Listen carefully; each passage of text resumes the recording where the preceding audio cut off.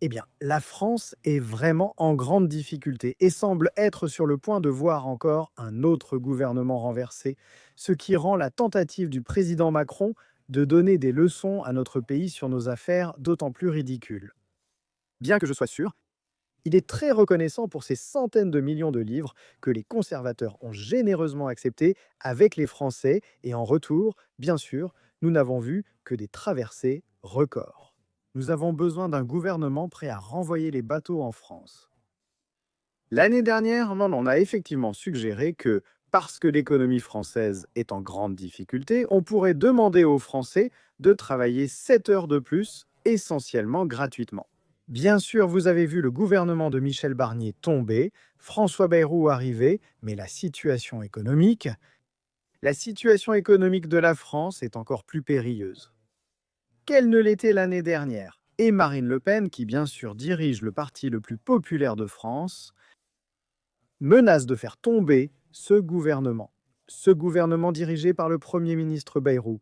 Vous voyez ici Le Pen cité disant que ce gouvernement préfère attaquer le peuple français, les travailleurs et les retraités, plutôt que de traquer le gaspillage, et cela parce que, encore une fois, ce sont des choses assez dramatiques, la France se trouve dans une position vraiment périlleuse ici, et une révolte est lancée contre ces plans que le Premier ministre propose.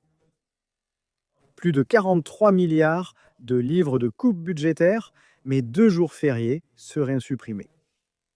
Vous pouvez voir ici le Premier ministre de France expliquer que la dette du pays augmente de 5 000 euros chaque seconde. Il dit qu'il est tard, mais qu'il reste encore du temps et que la France fait face à un moment de vérité. Il a suggéré de supprimer le lundi de Pâques et le jour de la victoire en France, le 8 mai. Ce que la dirigeante du Rassemblement national a qualifié ces propositions d'attaque directe contre notre histoire, nos racines et les travailleurs français. Donc oui, l'économie britannique sous les travaillistes est en très grande difficulté, mais ne vous y trompez pas, la France fait faillite. N'hésitez pas à me donner votre avis à ce sujet dans les commentaires ci-dessous.